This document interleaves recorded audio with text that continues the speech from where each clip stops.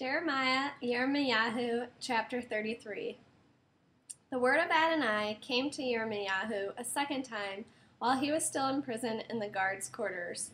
Thus says Adonai, the Maker, Adonai who formed the universe, so as to keep directing it. Adonai is his name. Call out to me, and I will answer you. I will tell you great things, hidden things of which you are unaware.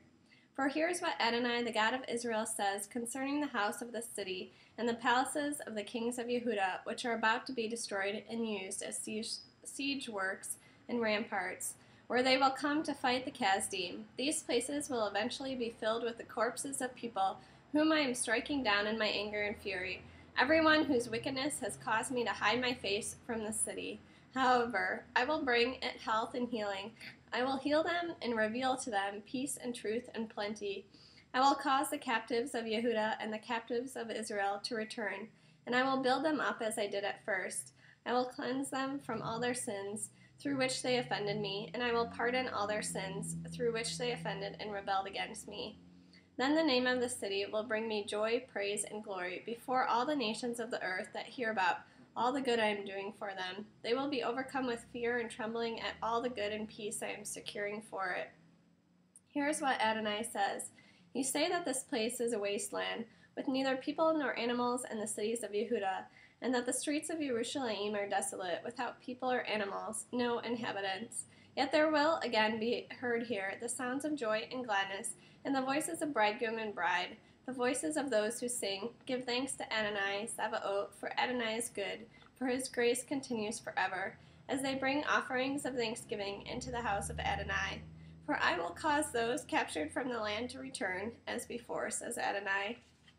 Adonai Sabaoth says, In this place, which is a wasteland, without people or animals, and in all its cities, there will once again be pasture lands, where shepherds can let their flocks rest.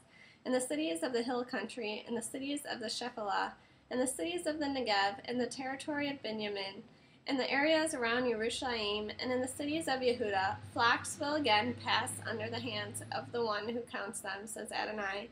Here the days are coming, says Adonai, when I will fulfill this good promise which I have proclaimed for the house of Israel and the house of Yehuda.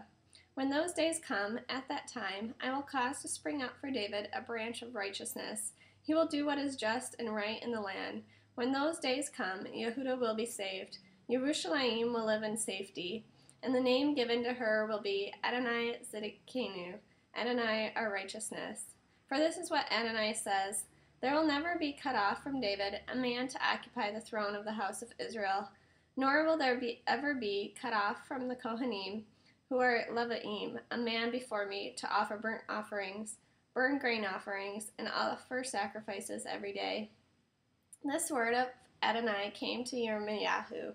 Here is what Adonai says, If you break my covenant with the day and my covenant with the night, so that daytime and nighttime no longer come when they are supposed to, then my covenant with my servant David also can be broken, so that he will not have a descendant to reign from his throne, or Leviim, who are Kohanim, priests, to minister to me.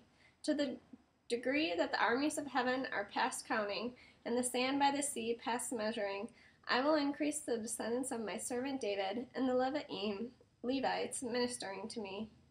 This word of Adonai came to Yirmiyahu. Haven't you noticed that these people are saying, Adonai has rejected the two families he chose? Hence they despise my people and no longer look at them as a nation. Here's what Adonai says, If I have not established my covenant with day and night and fixed the laws for sky and earth, then I will also reject the descendants of Yaakov and of my servant David, not choosing from his descendants people to rule over the descendants of Abraham, Yitzchak, and Yaakov, for I will cause their captives to come back, and I will show them compassion.